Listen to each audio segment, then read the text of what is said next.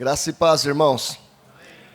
Uma alegria imensa estar aqui nesta igreja, podendo participar deste projeto tão maravilhoso, falar sobre missões, nesta 7ª conferência missionária, entendendo que 7 na Bíblia é o número da perfeição. Então essa é a conferência mais perfeita que existe, né? Porque é a 7ª. Creio que vocês já aprenderam muito na sexta, à noite, sábado, com a presença do reverendo Ismael. Talvez coisas que a gente fale nesta manhã ele já tenha falado, porque eu não sei o que ele abordou, não sei quais temas, quais textos ele usou, mas provavelmente a gente possa se repetir em algumas coisas. E aí eu peço que os irmãos tenham paciência naquilo que for novo, que procure aprender, naquilo que for repetido, que procure reforçar o aprendizado, dizendo, Deus realmente quer falar isso para a minha vida. Porque o pastor Ismael já falou, agora vem esse pastor, fala de novo. Quem sabe é uma área que Deus quer tratar no meu coração. É uma alegria muito grande, já faz alguns meses que nós estamos convidados para esta conferência pelo nosso irmão presbítero Marcos. Eu e Marcos fomos... eu era jovem, ele adolescente, no presbitério de Sorocaba, lá na década de 80, início da década de 80, 81, 82, 83, até 86, quando eu fui embora de São Paulo para o Espírito Santo. Na época eu era membro da Igreja Presbiteriana em Alumínio, e depois eu fui para o seminário. Foi uma galera muito grande para o seminário nesta época. Nós tínhamos vários congressos da Confederação de Jovens e Adolescentes do Presbitério de Sorocaba. O Presbitério de Sorocaba era um presbitério muito forte, as igrejas presbiteriana da Filadélfia, de Votorantim, e a Igreja Presbiteriana de Alumínio, nessa época, era uma igreja muito forte, muito vibrante. E nessa época nós tivemos trabalhos muito expressivos, encontros de federação, às vezes em Alumínio, às vezes em São Roque, às vezes em Sorocaba, às vezes em Votorantim, com 200, 300 jovens e adolescentes, e foi um trabalho, um tempo muito gostoso. Eu me formei, fui embora para o Espírito Santo, onde fui pastor 10 anos, lá eu me casei, voltei para São Paulo em 1997, para o Mackenzie, onde estou há 22 anos, e nunca mais vi o Marcos. Então hoje, depois de, 30 anos, né, de 1986 até agora, daqui 33, né? 33 anos depois, a gente se encontra aqui hoje. Eu deixei ele menino, com 15, 16 anos, e agora já encontra quase um velho, né? Mas, porque eu também sou mais velho do que ele, né? Pelo menos uns 3 ou 4 ou 5 anos mais velho. Uma alegria imensa estar aqui, poder participar com os irmãos. Eu já estive aqui uma vez, falando sobre, acho que foi para um encontro de família, de casais, no sábado à noite, se eu não estiver enganado. Era uma noite bem fria, estivemos eu e minha esposa, e eu falei sobre perdão. Não sei se os irmãos estavam presentes, se lembram. Nós falamos sobre perdão, baseado lá na parábola do rei que veio cobrar as dívidas, né, daquele que devia 10.000 talentos e daquele que devia 100 denários, e esse foi o tema que eu abordei naquela ocasião. Eu sou pastor da Igreja Presbiteriana do Brasil há 31 anos ordenado, estou no ministério há 39 anos pregando o Evangelho, desde os meus 17 anos de idade. Eu sou aqui da região de Tatuí, no interior de São Paulo. Meu pai também é pastor jubilado, com 77 anos. Meu irmão é pastor na Igreja Presbiteriana de Tietê, reverendo Luiz Henrique Filho. Meu cunhado é pastor na Igreja Presbiteriana das Américas, no Rio de Janeiro. Meu sogro é presbítero já há mais de 30 anos. Então é uma família toda engajada no ministério, envolvido com a obra de Deus. Minha esposa é uma das professoras do departamento infantil na Igreja Presbiteriana da Penha, juntamente com a minha filha de 16 anos. Meu filho está no 2º ano da faculdade de jornalismo, mas o desejo dele é ser missionário. Assim que ele terminar a faculdade, ele vai para o seminário para se preparar no seminário, porque ele quer ser missionário para missões, para nações não alcançadas, principalmente nações onde o evangelho não pode ser pregado. e ele disse que o sonho dele é morrer pregando Jesus na praça. Falei, filho, não vá tão longe, né? Assim você arrebenta o coração do pai. Pode pregar para as nações não alcançadas, pode pregar para países onde o evangelho não é permitido, mas morrer na praça também não precisa. Jesus já morreu por nós. Mas ele disse que esse é o desejo dele, é o sonho dele, então a vida dele está nas mãos de Deus, a agenda dele é a agenda de Deus, não é minha, não é da minha esposa. Que Deus faça com ele aquilo que tiver que fazer. Vamos abrir, queridos, a Bíblia no Evangelho segundo Mateus, capítulo 9, e nós vamos ler do verso 35 ao 38. Mateus, capítulo 9, versículos 35 a 38. Nós temos aqui um resumo de todos esses capítulos, do capítulo 1 até o capítulo 10. Nesse finalzinho aqui nós temos o evangelista Mateus fazendo um resumo do ministério de Jesus. E ele diz assim, Mateus 9, 35 a 38, e percorria Jesus todas as cidades e povoados, ensinando nas sinagogas, pregando o evangelho do reino e curando toda sorte de doenças e enfermidades. Vendo ele as multidões, compadeceu-se delas, porque estavam aflitas e exaustas, como ovelhas que não têm pastor. E então se dirigiu a seus discípulos, a seara, na verdade, é grande, mas os trabalhadores são poucos. Rogai, pois, ao Senhor da seara, que mande trabalhadores para a sua seara. Amém. Deus amado, obrigado por esta manhã. Obrigado pela oportunidade de estarmos aqui juntos nesta conferência missionária. Te pedimos, ó Deus, que Tu ministres a nossa vida, mente, alma, coração, e que o Teu Espírito Santo, que é aquele que trouxe esta revelação, que colocou esta palavra, inspirou Mateus a escrevê-la, e que Ele, que é aquele que nos ensina toda a verdade a respeito da Tua palavra, que Ele agora nos ilumine a mente, o coração, a fim de que possamos entender esse texto e tirarmos dele lições, princípios que nos instruam quanto a uma obra missionária mais abrangente, uma obra missionária mais eficaz, mais eficiente, e assim cumpramos a missão da igreja, de ser igreja local, que te honra, que te adora, que te glorifica, mas que tem uma visão de alcance universal, de pregar este evangelho para todas as nações, assim como o Senhor determinou lá em Atos capítulo 1, versículo 8. Ó Deus, ministra a nossa vida nesta manhã, nós te rogamos, agradecidos em nome de Jesus. Amém, Senhor. Bem, meus irmãos, eu creio que todos nós sabemos da grande necessidade que nós temos diante de nós. Nós vivemos numa sociedade em franco processo de desenvolvimento intelectual, desenvolvimento tecnológico, desenvolvimento social, político, econômico. O mundo que nós vivemos hoje não é o mundo onde nós nascemos, onde nós fomos criados. Eu que sou de uma região rural, que nasci na roça, que sou filho de pais lavradores, que morei até os meus 14 anos no sítio, trabalhando com agricultura, plantando e colhendo. E depois vim para a cidade para dar continuidade aos meus estudos, mas lá na década de 70, quando nada destas tecnologias era sequer, pelo menos por nós, sonhada, pensada, né? A gente viver no mundo de hoje é algo assim totalmente surreal.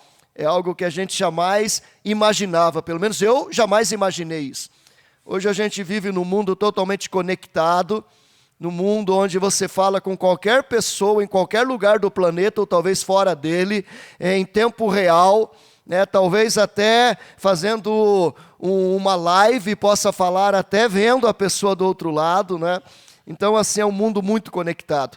A tecnologia que nós temos à nossa disposição, ela é muito forte. Eu, quando terminei o seminário, meu pai era missionário lá em Matupá, na divisa do Pará, e eu aqui em Campinas. E eu mandava uma carta para ele, e eu levava quase 3 meses para receber a resposta, porque era quase um mês para a carta chegar lá em Matupá. Aí ele recebia, lia, escrevia outra carta, era mais um mês para a carta chegar. Eu escrevia a carta em fevereiro e recebia quase que no final do semestre, quase que entrando em dezembro. Hoje não, hoje você fala com as pessoas. Meu pai está lá no interior de São Paulo, minha mãe está lá em Vitória com meu irmão no Espírito Santo, e a gente fala com eles a hora que a gente quiser, ao vivo e a cores. Então a tecnologia facilitou muito a nossa vida. Hoje nós temos à nossa disposição milhares de medicamentos que não tínhamos no passado. As cirurgias são feitas com extrema tecnologia e facilidade. Os hospitais estão abastecidos com tecnologia de alto nível. E qualquer um de nós, por mais pobres que sejamos, mesmo que sejamos dependentes do SUS ou da saúde pública, temos aí à nossa disposição coisas que não tínhamos no passado. As escolas estão muito melhores equipadas, as formações dos nossos professores são muito melhores. Ou seja, houve um avanço muito grande em todas as áreas. Mas o ser humano continua sendo o mesmo pecador, miserável, desgraçado, imundo, profano, promíscuo, adúltero, desde Adão. Não mudou nada, talvez até tenha piorado muito. Nível de violência, o índice de violência, o índice de coisas erradas, a quantidade enorme de pessoas frustradas se entregando ao suicídio, isso entrando até dentro da igreja, a imoralidade que tem aumentado a cada dia, os valores morais, os valores familiares, os valores espirituais totalmente banidos da sociedade. E então, a despeito de, por um lado, a gente ter um desenvolvimento tremendo, coisa que a gente jamais sonhava lá há 30, 40, 50 anos, por outro lado, a sociedade piorou muito nos seus valores éticos, nos seus valores morais, nos seus valores espirituais, nos respeitos para com as autoridades. O ser humano tem se tornado cada dia pior, o índice de suicídio aumenta a cada dia.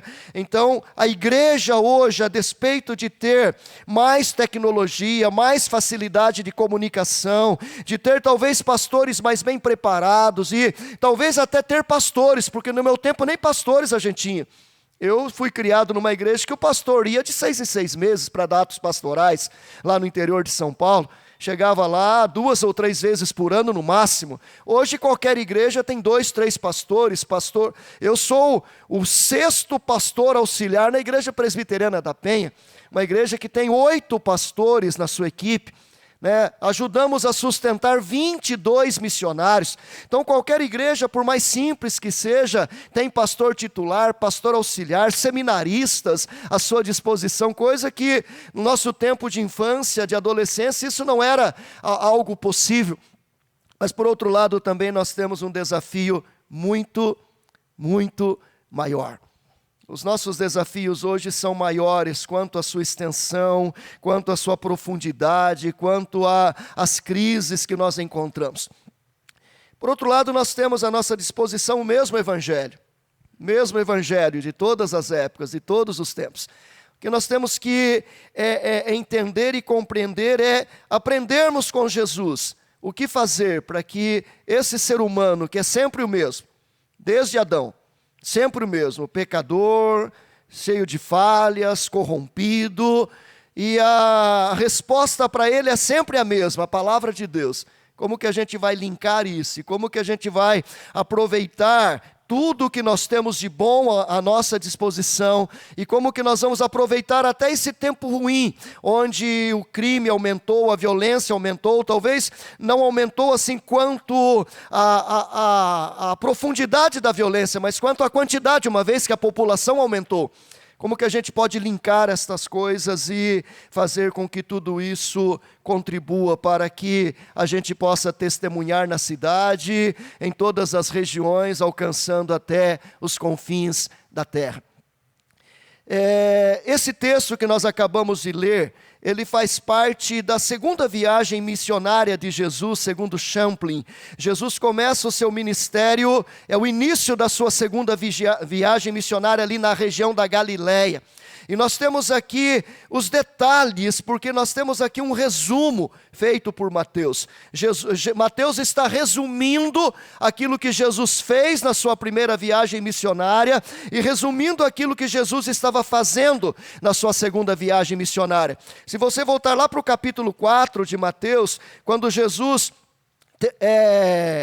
é batizado por João, ele passa pela tentação no deserto, ele começa o seu ministério, e lá no versículo 12 nós temos, até o versículo 25, final do capítulo 4, nós temos aquilo que está resumido aqui no capítulo 9. O texto lá diz que, ouvindo porém Jesus que João fora preso, retirou-se para a Galileia, e deixando Nazaré foi morar em Cafarnaum, situado à beira-mar, nos confins de Zebulon e Naftali, para que se cumprisse o que fora dito por intermédio do profeta Isaías: terra de Zebulon, terra de Naftali, caminho do mar, além do Jordão, Galileia dos gentios. O povo que jazia em trevas viu grande luz, e os que viviam na região da sombra da morte resplandeceu-lhes a luz. Daí por diante passou Jesus a pregar e a dizer: arrependei-vos, porque está próximo o reino dos céus. Caminhando junto ao mar da Galileia, viu dois irmãos, Simão chamado Pedro e André, que lançavam as redes ao mar, porque eram pescadores, e disse-lhes: vinde após mim, e eu vos farei pescadores de homens. Depois também ele chama Tiago e também chama João. Depois no versículo 23 diz: percorria Jesus toda a Galileia, ensinando nas sinagogas, pregando o evangelho do reino e curando toda sorte de doenças e enfermidades do povo. A sua fama correu por toda a Síria. Trouxeram-lhe então todos os doentes, acometidos de várias enfermidades e tormentos, endemoniados, lunáticos, paralíticos, ele os curou. E da Galileia, Decápolis, Jerusalém, Judéia e da além do Jordão, numerosas multidões o seguiam. E aí então Jesus faz o sermão da montanha, prega, e depois ele começa a fazer sinais, curas, milagres, e chega aqui no capítulo 9, e então Mateus está fazendo um resumo de tudo que Jesus fez ali do capítulo 4 até aqui o capítulo 9. Segundo Buttrick, ele diz assim: temos aqui o início de um ministério consagrado, ministério composto por homens que veem a vida como um campo de Deus, homens que trabalham cheios de esperança, porquanto a colheita é verdadeiramente abundante, homens que vivem somente para seus semelhantes e para Deus, em amor, que se olvida de si mesmo, homens que trabalham para recolher outros homens para o Senhor da colheita, homens que realmente trabalham, já que colher é um trabalho difícil e árduo. Então, Buttrick, que é um comentarista bíblico, ele diz que nós temos aqui um resumo onde mostra a essência do ministério de Jesus. E eu creio que esse pequeno resumo, ele diz muito desse testemunho na cidade, na região e até os confins da terra. Porque esse era o ministério de Jesus. Esse era o estilo de ministério de Jesus. Alguém que começa lá na Galileia, cidade distante, cidade que vivia em trevas, segundo o próprio profeta Isaías no capítulo 9, cidade que estava em trevas morais, trevas espirituais, e ele começa naquela cidadezinha pequenininha. Ele não quis começar em Jerusalém, porque se ele começasse em Jerusalém, ele seria alvo dos escribas e fariseus, e talvez seu ministério fosse encurtado, fosse diminuído, porque ele disse que que nenhum profeta morre longe de Jerusalém. Então Jerusalém teria que ser o fim, porque quando ele chegasse em Jerusalém, ele estaria dizendo: the end, final, acabou. Então ele começa distante, ele vai subindo ali da Galileia, Judéia, até chegar em Jerusalém, onde de fato ele vai terminar o seu ministério, vai dar a sua vida por nós, vai morrer, vai ressuscitar, e então agora ele convoca os seus discípulos para que, partindo de Jerusalém, retornem. E aí retornem por Samaria, Judéia, Galileia e confins da terra. Então ele começa lá de longe, vem até o centro, e agora do centro ressuscitado, ele dá ordem para os seus discípulos, dizendo: tudo que vocês viram eu fazer, lá de longe até aqui, agora façam daqui até os confins da terra. Essa é a estratégia de Jesus. E aí Jerusalém, queridos, é onde cada um de nós está. Aqui a Igreja Presbiteriana de Jundiaí é a nossa Jerusalém. A Igreja Presbiteriana da Penha, onde estou, é a minha Jerusalém. Outras igrejas de outros irmãos que estão aqui, é a outra Jerusalém. E cada um de nós, da nossa Jerusalém, nós temos que sair para fazer missões até os confins da terra. Mês passado nós estávamos lá na conferência City to City, com a presença do Tim Keller, e depois das palestras teve ali uma mesa redonda, e o pastor Garza, pastor da Igreja Presbiteriana no México, foi perguntado sobre esta questão de missões, e ele disse uma coisa muito importante. Ele disse: fazer missões é você começar pequeno, numa igreja pequena, mas com uma visão do mundo todo. Olha que coisa linda, é você começar pequeno, numa igreja pequena, mas com uma visão de alcance para o mundo todo. Então não é começar pequeno, numa cidadezinha pequena, numa igreja pequena e ficarmos pequenos a vida toda. Mas é começarmos pequenos, numa igreja pequena, numa cidade pequena, mas a nossa visão é que essa igrejinha pequena possa influenciar o mundo inteiro. Ou indo, ou pregando, ou enviando, ou ajudando a sustentar missionários, ou tendo ministério de oração, de intercessão, em favor de missionários no mundo inteiro. Essa é a visão, esse é o foco, e era assim que Jesus trabalhava. Então, nesse texto, nós temos aqui alguns princípios muito importantes para a nossa vida, que eu gostaria de, no tempo que eu tenho até que horas? São 10 horas agora. Até meio-dia, obrigado. Estamos tranquilos, meio-dia o almoço já está pronto, a casa do Marcos, é só sair e almoçar, né, Marcão? Primeira coisa que a gente tem que aprender, meus irmãos, no ministério de Jesus, é que o ministério de Jesus tem visão de alcance abrangente. Essa é a primeira coisa. O ministério de Jesus, ele tem visão de alcance abrangente. Qual é o alcance? O que Jesus quer alcançar? Era a Galileia? Não. A Galileia era apenas o ponto central, era o local onde ele estava, era o seu QG. Mas ali ele queria alcançar o quê? O mundo inteiro. O texto diz: e percorria Jesus todas as cidades. Quantas cidades, meus irmãos? Todas as cidades. E percorria Jesus todas as cidades e povoados. Não é só cidades, cidades e povoados. Tem gente que mora na cidade, mas tem gente que mora na beira da cidade. Tem gente que é vida urbana, mas tem gente que é vida rural. Então Jesus alcançava todo mundo, tanto os que estavam na cidade, como aqueles que estavam nos povoados, nos pequenos distritos, que ainda viviam uma vida rural. Percorria Jesus todas as cidades e povoados, ensinando nas sinagogas, pregando o evangelho do reino e curando toda a sorte de doenças e enfermidades. Então percebam, Jesus tem um ministério e a visão do ministério de Jesus é de alcance abrangente. Lá em Mateus 28 ele diz: ide, portanto, fazei discípulos de todas as nações. De quantas nações, meus irmãos? Todas. Nós temos no mundo hoje aproximadamente 190 e poucas nações que fazem parte daquelas que estão lá, listadas lá na ONU, sei lá, em algum lugar. São quase 200 e poucas, se formos contar outras que estão divididas. E o nosso alvo, a visão da igreja local, da igreja presbiteriana de Jundiaí, é fazer com que este evangelho chegue a todas as nações. Não é apenas a 1, 2, 3, 10, 15. Se a gente vai conseguir isso, não sei, talvez não. Mas esse tem que ser o alvo, essa tem que ser a nossa missão. Fazer com que esse evangelho chegue a todas as nações. Lá em Atos capítulo 1, versículo 8, Jesus diz: mas recebereis poder ao descer sobre vós o Espírito Santo, e sereis minhas testemunhas em Jerusalém, como em toda a Judéia e Samaria, até os confins da terra. E a explicação desse versículo está no boletim que vocês receberam, muito bem explicada lá pelo reverendo Gildásio. É só vocês lerem que a explicação está lá muito clara. Então o que significa essa visão de alcance abrangente?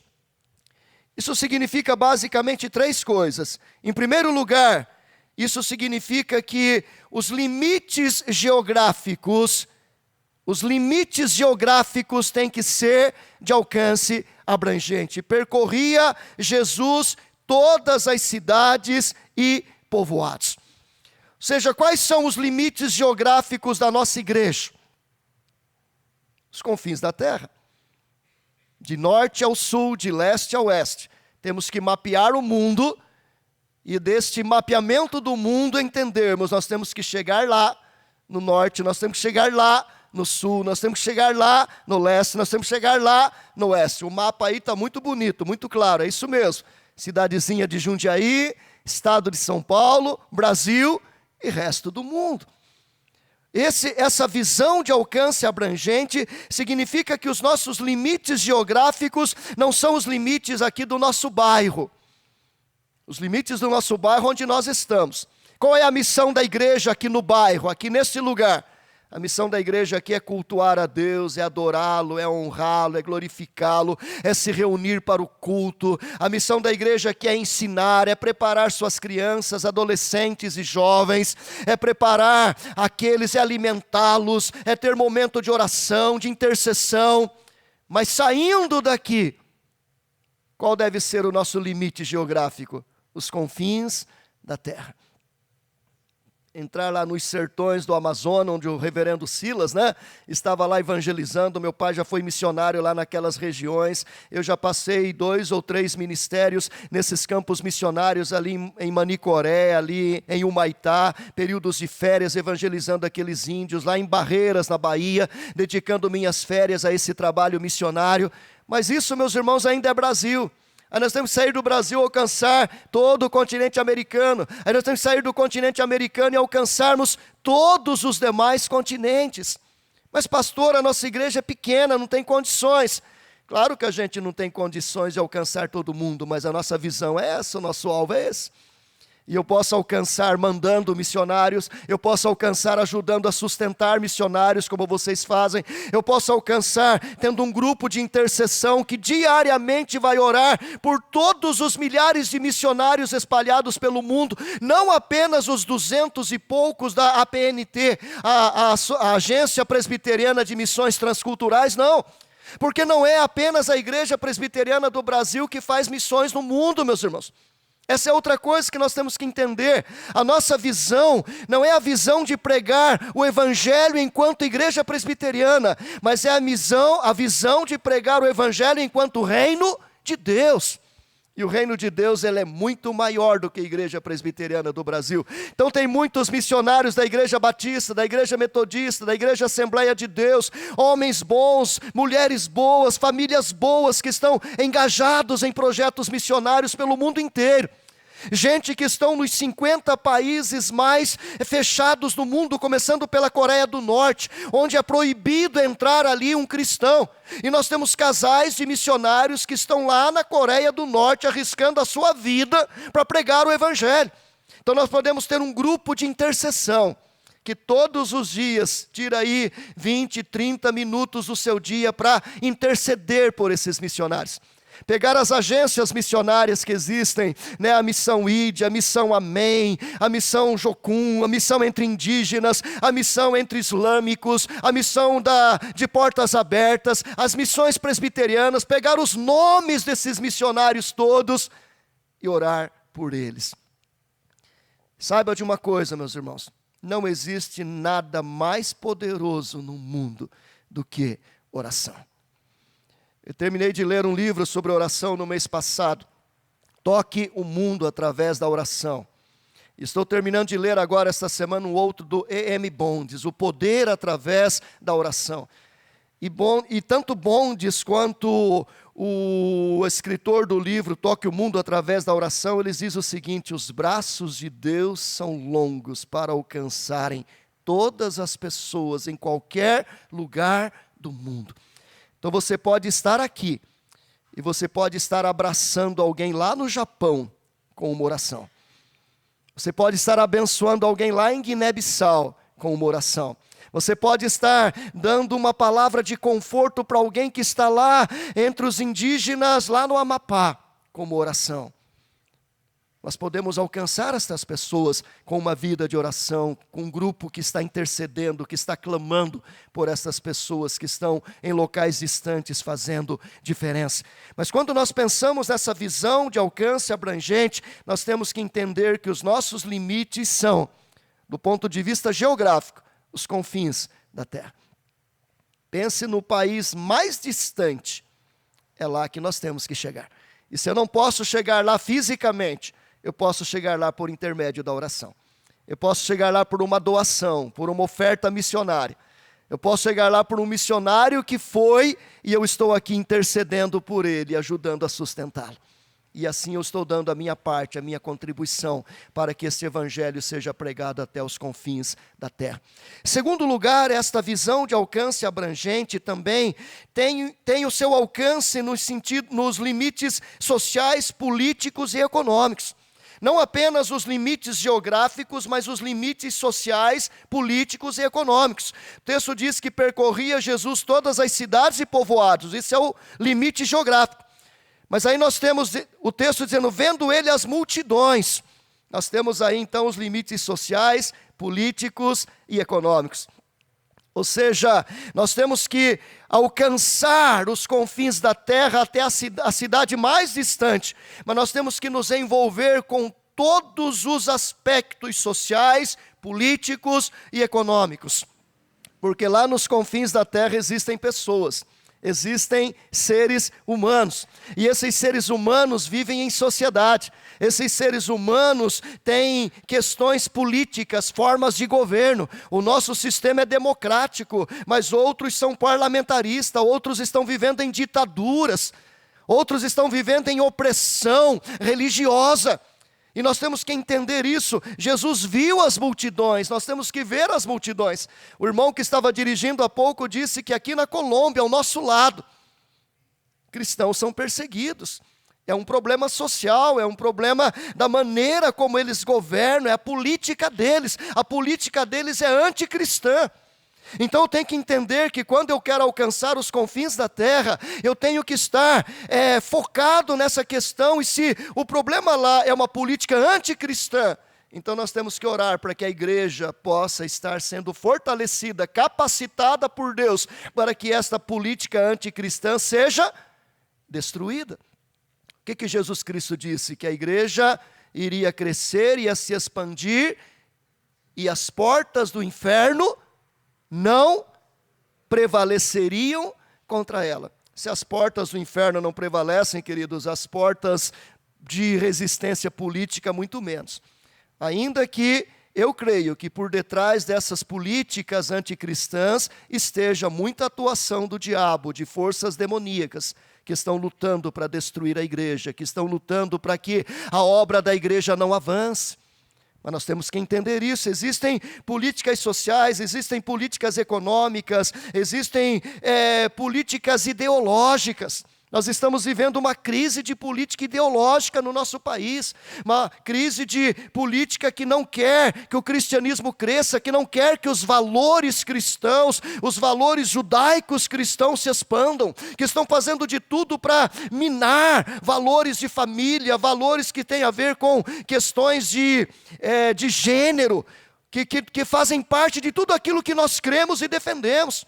Nós temos que lutar contra isso. E lutar contra isso não é ir em praça pública chacoalhando uma bandeira da moralidade, mas é nos engajarmos com um joelho no chão e a cara no pó, clamando diante de Deus, vivendo uma vida de integridade, pregando o evangelho, sendo luz no trabalho, luz na faculdade, luz na universidade, para que vidas sejam alcançadas.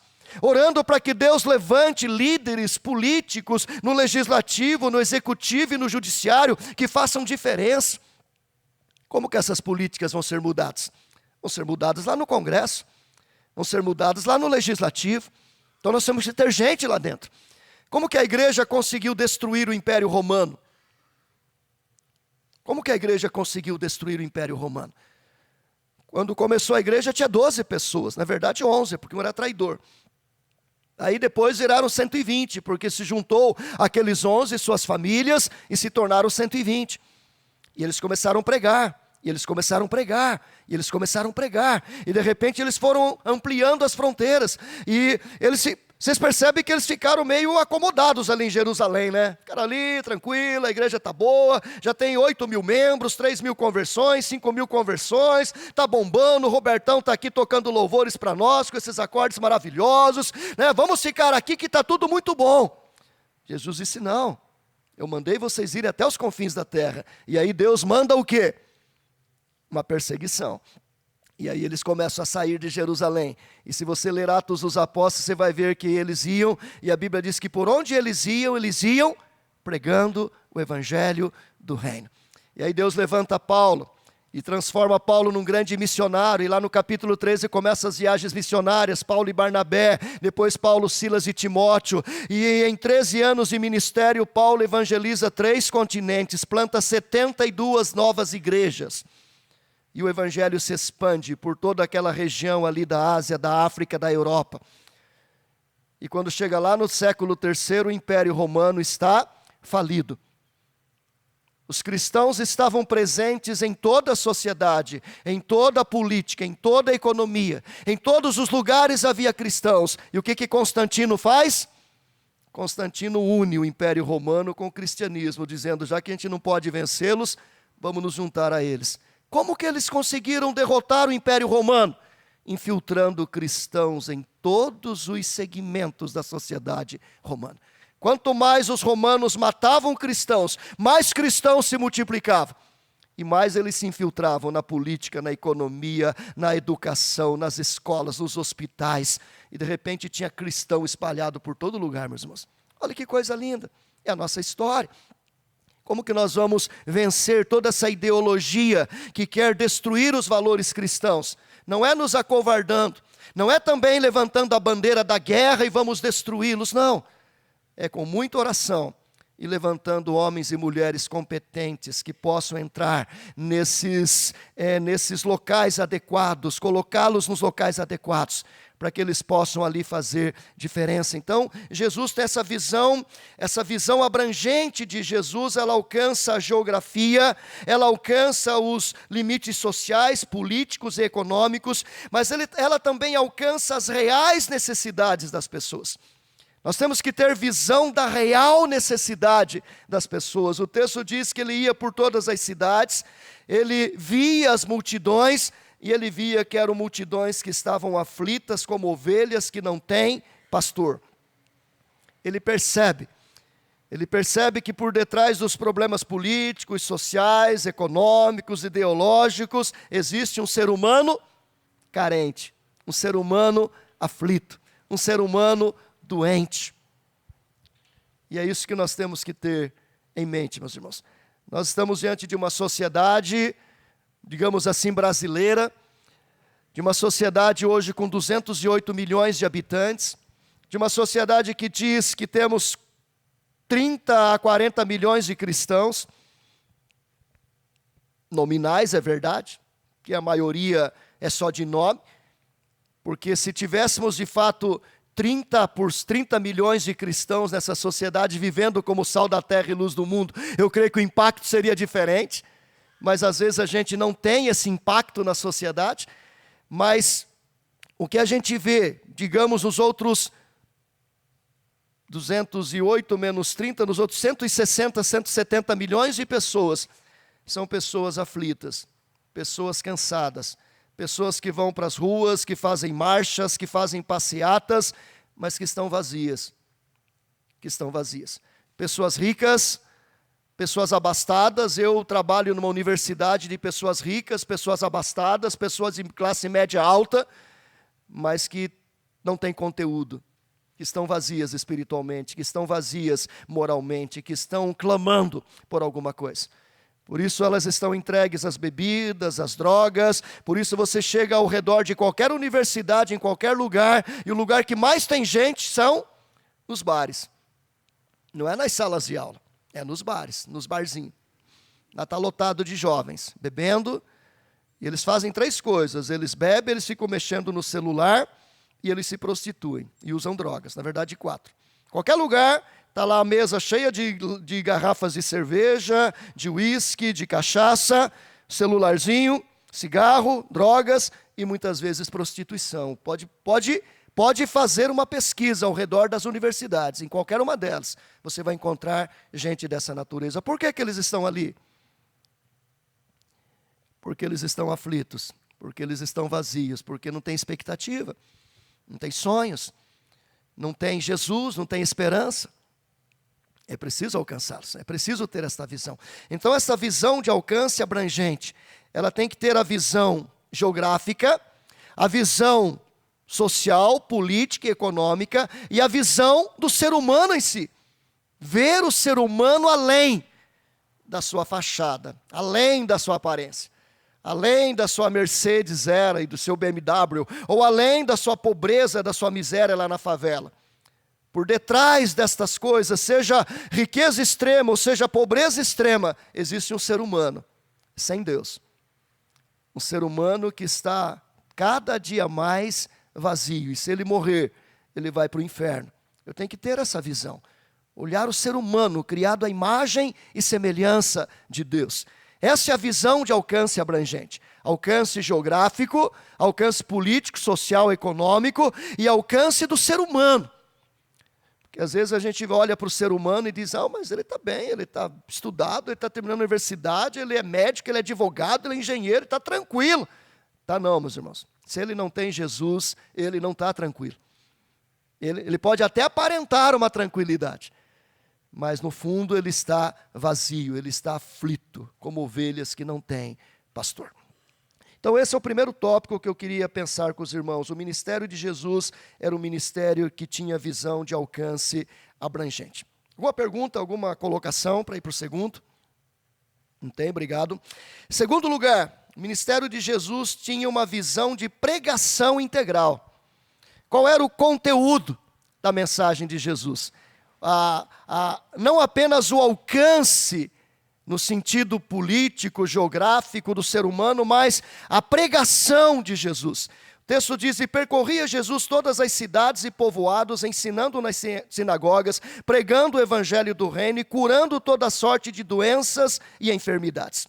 Lá em Atos capítulo 20, versículo 20 e 21, Paulo diz, jamais deixando de vos anunciar coisa alguma proveitosa, e de vô-la anunciar publicamente e também de casa em casa, testificando tanto a judeus como a gregos, o arrependimento para com Deus e a fé em nosso Senhor Jesus Cristo. Então, a visão de Jesus era de um alcance abrangente, mas a pregação de Jesus era uma pregação integral. A visão da pregação de Jesus era integral. O que é uma pregação integral? É uma pregação para o homem todo. É uma pregação para todo homem. Uma pregação para o homem todo e uma pregação para todo homem. A Bíblia diz que Jesus ensinava nas sinagogas. Jesus pregava o evangelho do reino. Jesus curava toda sorte de enfermidades e doenças. Ou seja, o ministério de Jesus procurava alcançar o ser humano na sua totalidade, a sua alma, a sua mente e o seu corpo. Isso é pregação integral, corpo, mente e espírito ou alma. Por isso que o princípio fundamental da reforma protestante do século XVI, visão de Calvino, que foi o grande articulista, o grande fundamentador teológico da reforma através das suas institutas, ali em Genebra, era o quê? Ao lado de cada igreja, uma escola e um hospital. Porque essa era a missão de Jesus. A igreja para alcançar o espírito, a alma. A escola para alcançar a mente, e o hospital para cuidar das enfermidades. Por isso você percebe que todo movimento de reforma que sai ali da Europa, vem para os Estados Unidos, as 13 colônias, e depois vem para o Brasil e vai para outras partes do mundo, todas as igrejas genuinamente reformadas, elas plantaram igrejas, escolas e hospitais. Não é verdade? Aqui no Brasil, vamos começar lá nos Estados Unidos. As 13 colônias chegaram, as 13 famílias se localizaram ali nos Estados Unidos e começaram, primeiro, todos eles centrados na palavra de Deus, eram famílias que vieram do movimento puritano, fundamentados na palavra de Deus, construíram um templo, uma capela, uma igreja onde eles adoravam Ao lado da igreja, uma escola. E ao lado da igreja, do outro lado, um hospital. E hoje você tem Harvard, hoje tem Yale, hoje você tem Oxford, Princeton. Oxford é lá na Inglaterra, né? Princeton. Você tem essas universidades todas. E você tem grandes hospitais evangélicos. Por quê? Porque a visão era corpo, alma e mente. Aí você vem para o Brasil, Simonton chega, planta a igreja presbiteriana no Rio de Janeiro, começa a trabalhar ali, já cria uma imprensa, cria um jornal, já traz outros missionários que plantam o Mackenzie, plantam o Instituto Gamo, plantam o Instituto Cristão de Castro, plantam o 15 de novembro lá no Recife. E você tem hoje, nós temos hoje no Brasil mais de 300 escolas presbiterianas. E planta hospitais. O grande hospital presbiteriano de São Paulo era o Samaritano, que depois, por motivos políticos, perdeu essa liderança, mas hoje é um hospital ainda evangélico. Temos o Hospital Evangélico de Sorocaba e temos hospitais evangélicos espalhados pelo Brasil inteiro, todos plantados pelas missões que vieram como fruto do movimento reformado do século XVI. Por quê? Porque esta visão de uma pregação integral. Ou seja, o evangelho, queridos, não é apenas pregar o evangelho para que a alma se converta, o espírito se converte e a pessoa venha para a igreja. É preciso pregar para a mente dele também, para que a sua ideologia, os seus valores ideológicos sejam mudados. Então a igreja ela tem que estar presente na evangelização no sentido espiritual, mas ela tem que estar presente também nas escolas, nas universidades. Nós temos que ter bons professores nas escolas, bons professores nas universidades. Bom seria se tivéssemos dezenas, centenas de escolas evangélicas onde as pessoas pudessem estudar. Educação por princípio, educação fundamentada na Bíblia. Quando o Mackenzie começou lá em 18 de outubro de 1870, o casal Chamberlain começou ensinando 3 crianças com a Bíblia. Eles botaram a Bíblia na mesa e a partir da Bíblia eles ensinaram matemática, português, ensinaram os conhecimentos básicos. E tem uma história muito interessante que quando o Mackenzie começou a crescer e virou a escola americana e já tinha lá uma certa preeminência no nosso país, uma da escola de destaque, Dom Pedro II foi fazer uma visita no Mackenzie.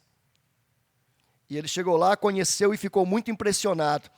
E ele chegou para o Chamberlain e disse, olha, eu estou disposto a dar uma grande quantia em dinheiro para que esta escola cresça. E o Chamberlain disse, muito bom, hein? A gente fica feliz. Ele disse, mas tem uma condição. E ele falou, qual é a condição? De que a Bíblia seja tirada, de que a Bíblia não seja usada na educação, na formação desses alunos. E então Chamberlain disse, fique com o seu dinheiro, porque o dia que a Bíblia não for o nosso alvo principal, o Mackenzie deixa de existir.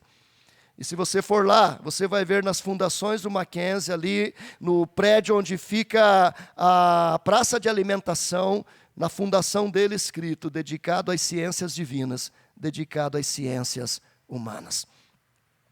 Isso é missão, isso é visão, isso é fundamento. Por isso o Mackenzie tem uma capelania. E por isso nós temos ali trabalhos de capelania. E por isso ali tem pastores pregando, evangelizando.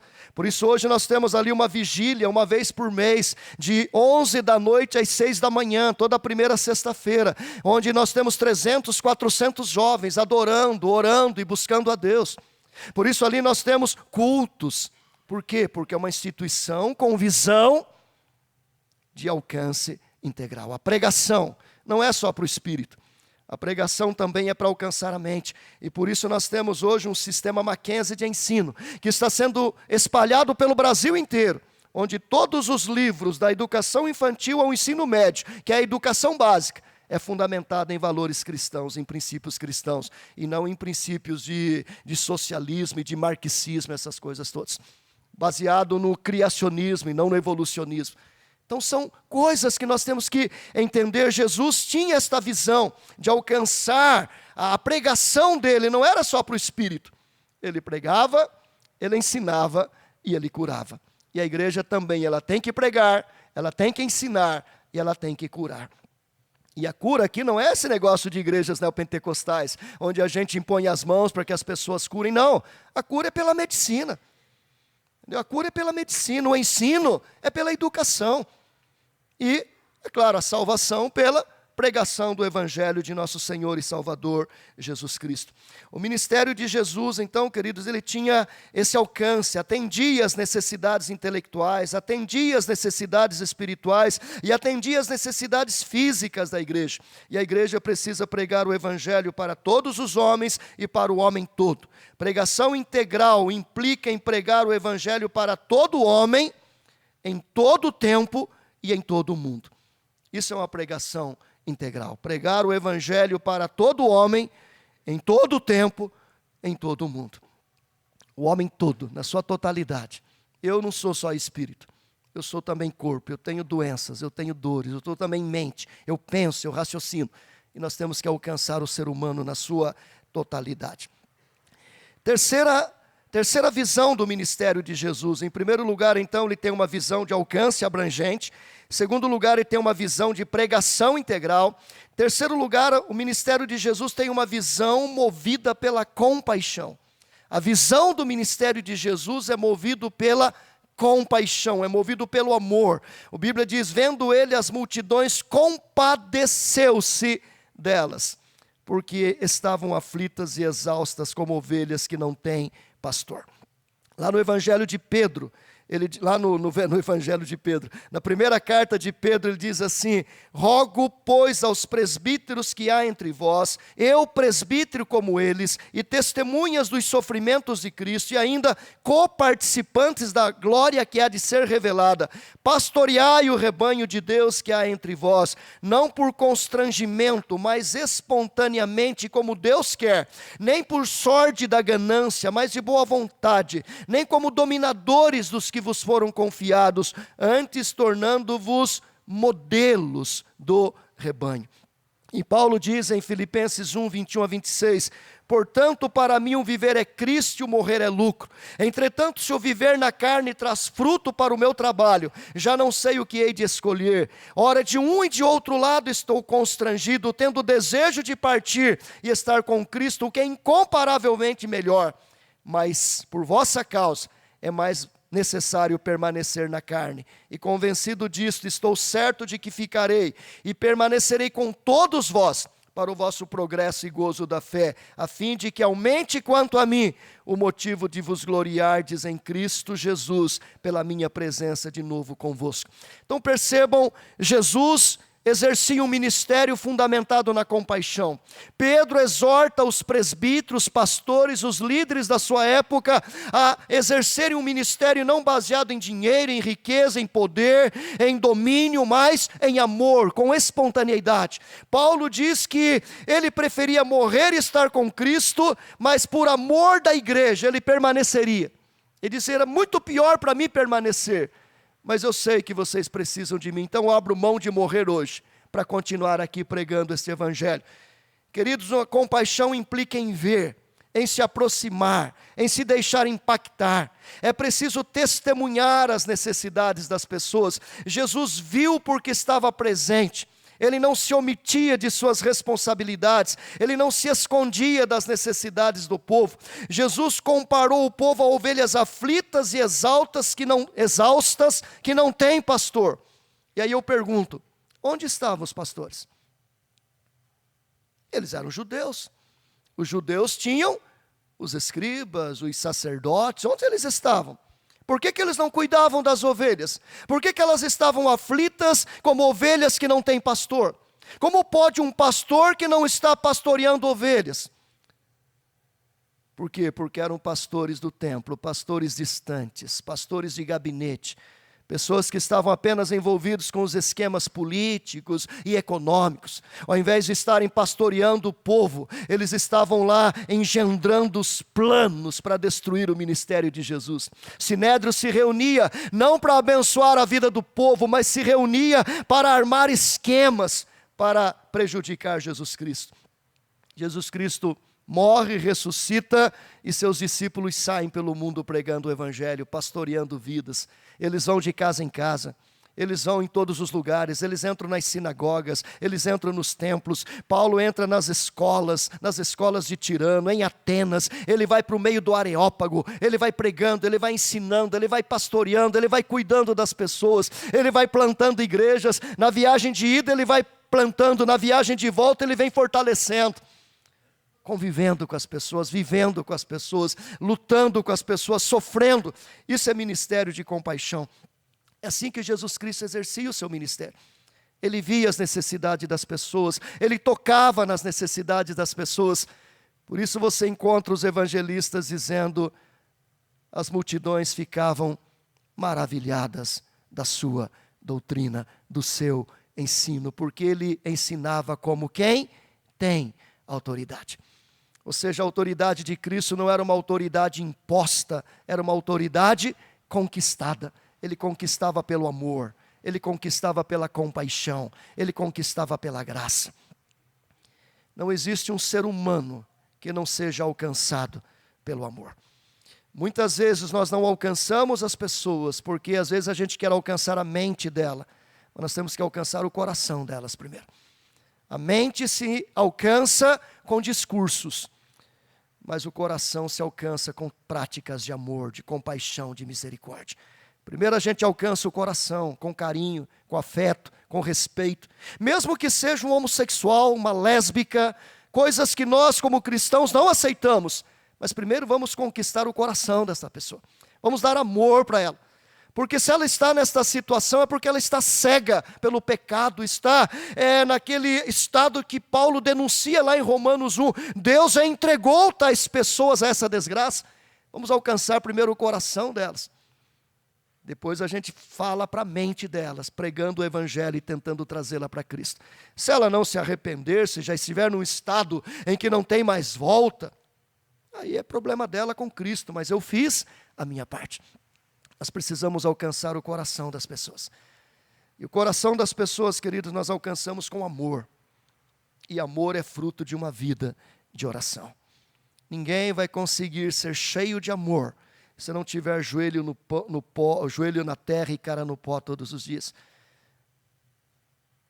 Pode ter certeza disso. Amor é fruto de vida de oração. Por quê? Porque amor é fruto do Espírito Santo.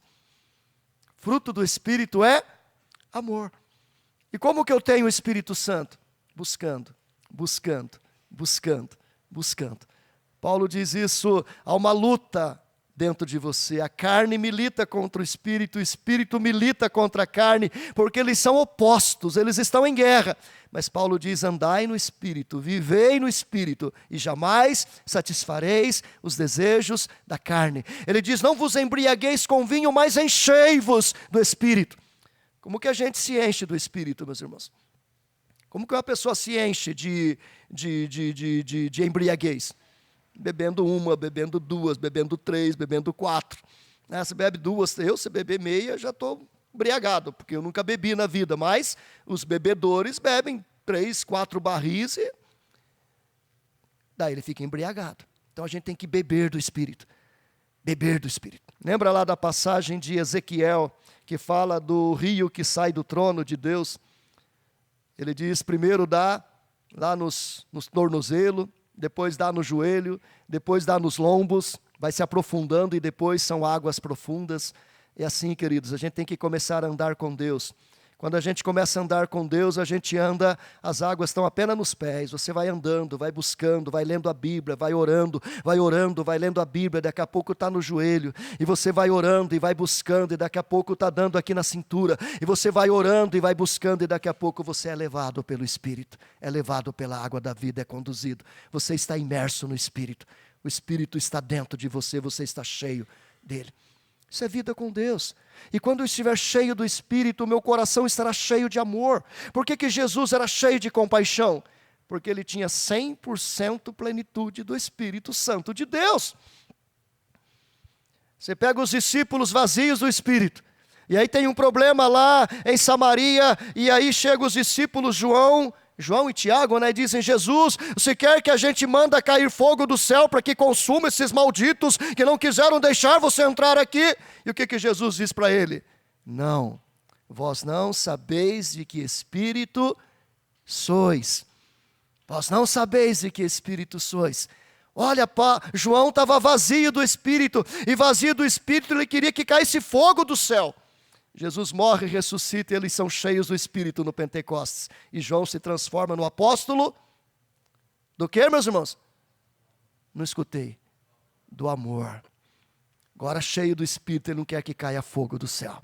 Ele quer que as pessoas sejam batizadas com o Espírito Santo de Deus, sejam salvas, sejam transformadas. E ele vai escrever uma carta de amor, dizendo que nós temos que amar os nossos irmãos, porque aquele que odeia é assassino, é inimigo de Deus. Olha que coisa pesada. Como que eu vou ser cheio de amor, de compaixão? Vida de oração, vida de leitura da Bíblia. Não é só oração, é oração e leitura da Bíblia. Não é só leitura da Bíblia, é leitura da Bíblia e oração. Alguém chegou para A.W. Tozer e perguntou para ele, o que é mais importante, ler a Bíblia ou fazer oração? Vocês sabem qual foi a resposta dele? Ele respondeu da seguinte forma, o que é mais importante para um pássaro, a asa da direita ou a asa da esquerda? É isso aí, queridos. O que é mais importante, ler a Bíblia ou fazer oração? O que é mais importante para um pássaro, a asa da direita ou a asa da esquerda? Sem uma asa, queridos. Você pode até ter a asa, se ela estiver quebrada, ela já não serve para nada. Ele precisa das duas asas plenamente funcionando. Assim também, se eu quero ser cheio do Espírito e ser cheio de amor e compaixão, eu tenho que ter vida de oração e eu tenho que ter vida de leitura da palavra. Todos os dias. Todos os dias eu tenho que ler a Bíblia. Todos os dias eu tenho que orar. Todos os dias eu tenho que ler a Bíblia. Todos os dias eu tenho que orar. Assim como todos os dias eu tenho que tomar banho, todos os dias eu tenho que escovar dente, todo dia eu tenho que tomar café da manhã, e eu tomei 7 horas e já estou com fome, e todo dia eu tenho que almoçar, eu espero que o almoço lá no Marcão esteja bom, e todo dia eu tenho que jantar, né? É assim, queridos, da mesma forma é a vida espiritual. Da mesma forma, ninguém vai ser um homem cheio de Deus, uma mulher cheia de Deus, apenas se alimentando aos domingos. Esse banquete espiritual é bom, mas vai na churrascaria e se entupa de comida. Segunda-feira você está com fome de novo. Fez até mal, saiu dali intoxicado. Mas 6 horas depois o organismo já digeriu aquilo tudo. Você pode sair intoxicado do Espírito Santo daqui, meus irmãos. Daqui 6 horas você vai ter fome de novo. E você precisa de oração e de leitura da Bíblia. A.W. Pink diz o seguinte, se pudéssemos sentir-nos mais preocupados com o estado de inanição em que se encontra hoje a causa de Cristo na terra, com os avanços do inimigo em Sião e com a devastação que o diabo tem efetuado nele, mas infelizmente um espírito de indiferença vem imobilizando muitos de nós.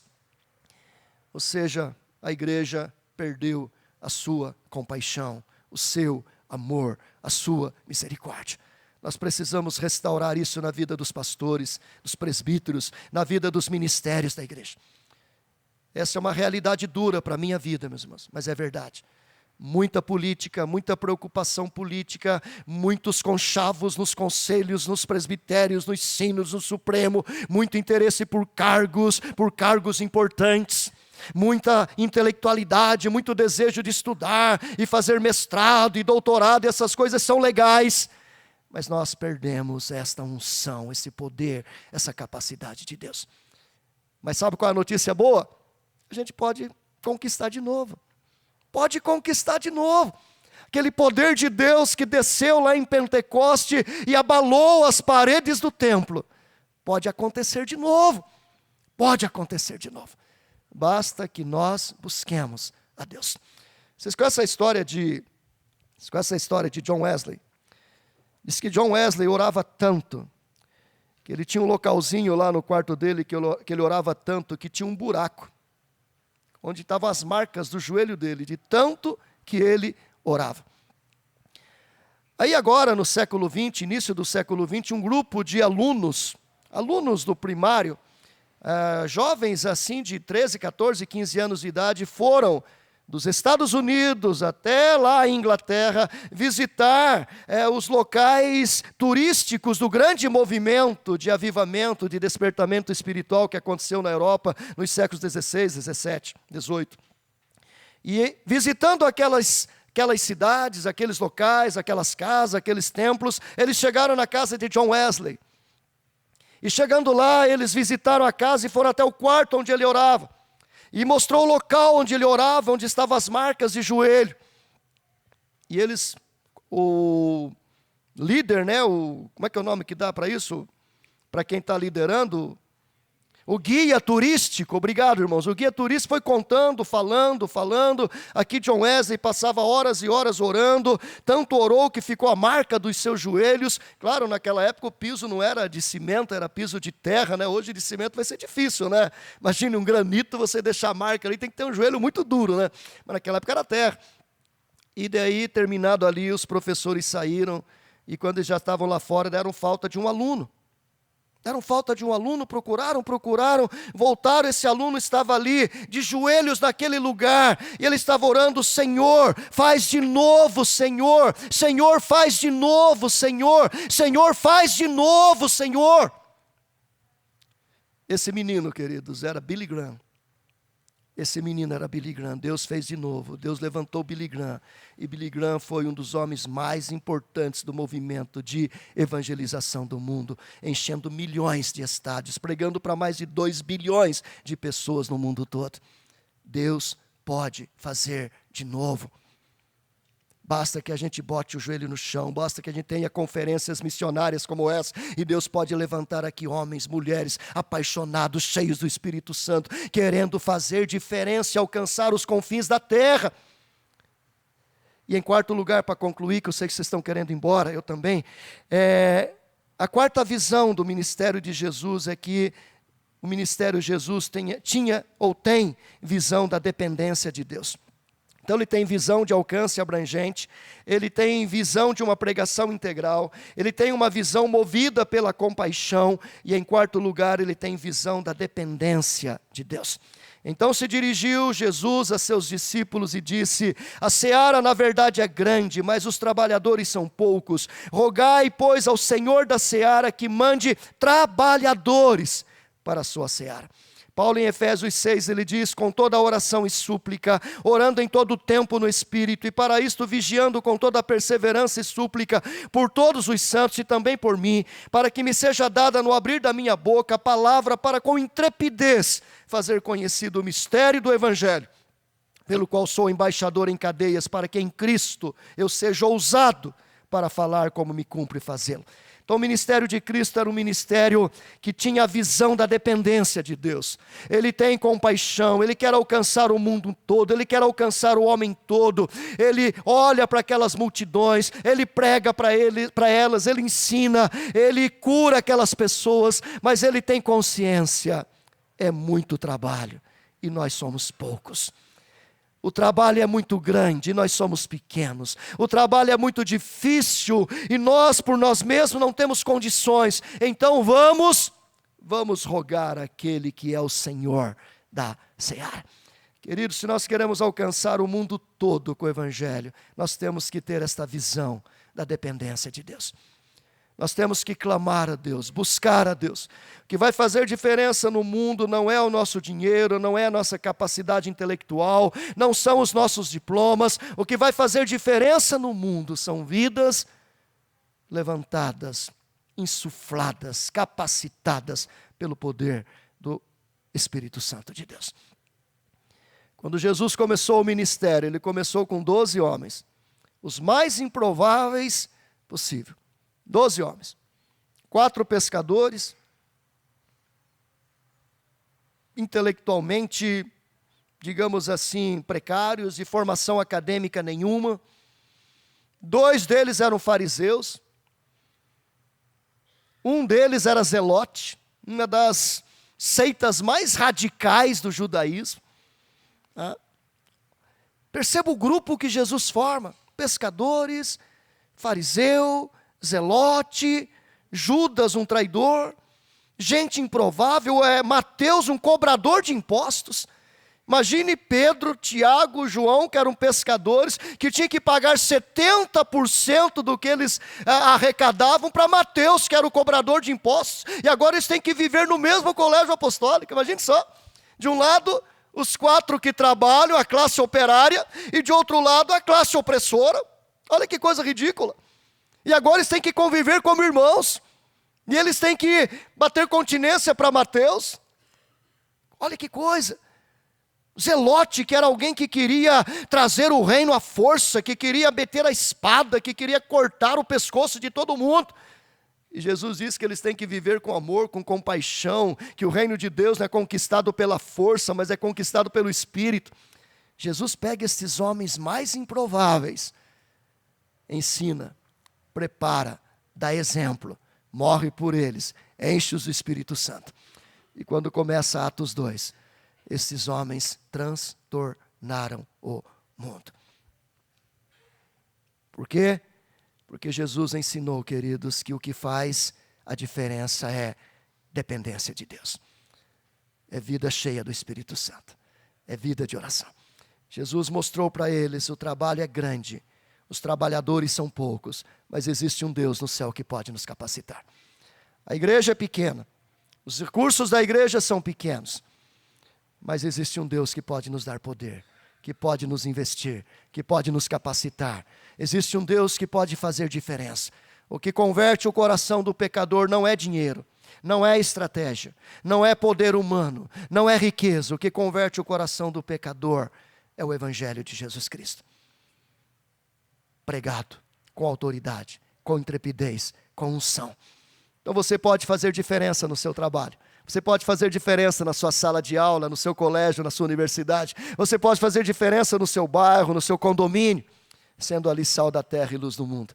Cheio do Espírito Santo, na dependência de Deus, nós vamos ser instrumentos de Deus para que esta grande seara seja alcançada para o reino do nosso Senhor e Salvador Jesus Cristo.